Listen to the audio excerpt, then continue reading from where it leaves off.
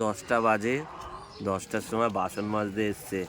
বাবুর ঘুম ভেঙেছে এখন, আমাকে বলছে কেন ডেকে দাওনি।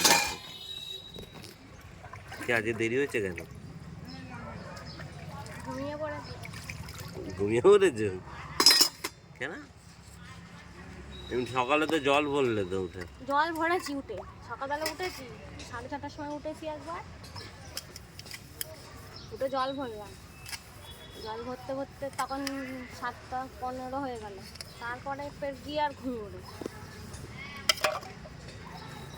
আমি বললাম একটু শুই, একটু পরে উঠে বাসন কটা মাজবো, ভাত তরকারি রয়েছে, আমি হয়ে যাবে, তো দেখি ঘুমিয়ে পড়েছি। আমারও আজকের ওটা হয়নি, আমিও ঘুমিয়ে পড়েছি। আজকে কালকে রাত্রি 2টোয় শুয়েছি। বাড়ি থেকে এসেছি কটার সময়, 12টা কততে। এসে ঘুমিয়ে খেয়ে ওখান থেকে খাবার নিয়ে এসে খেলাম। খেয়ে তারপরে হচ্ছে আমরা শুলাম খেয়ে দিয়ে, ব্যাস সকাল হয়ে গেল। তার মধ্যে সকালবেলা উঠেছে আবার 7টায় উঠে আবার 6:30টায় উঠেছি, 6:30টায় উঠে জল ভরতে ভরতে 7:15 হয়ে গেছে।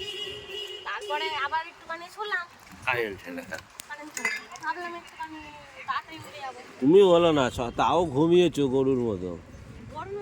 হ্যাঁ, কারেন্ট চলে যাওয়ার পরেও বাবা ঘুমিয়ে যাচ্ছে। আমি কখন উঠে জানলা মালনা খুললাম আবার। জানালা খুলে আমি টের পেয়েছি। ও টের পেয়েছে, টের পেলে কি আর উঠে যেত না? দেখো এই বাসন নিয়ে এসছে, আর ওদিকে তোমার মনে হয় তলায় এখন আবার কাপড় জামা কাচবে, তাই তো। এই হচ্ছে শিব মন্দির পাড়া, পুকুর পাড়।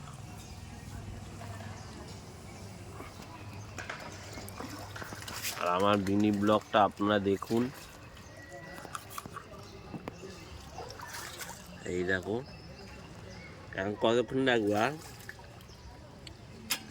অনেকটা ভালো হয়েছে, বাসনি মেজে যাবে, তারপর কাপড় কাচবো।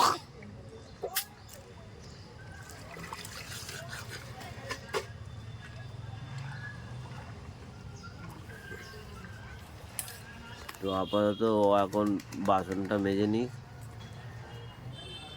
তো আপাতত বাই।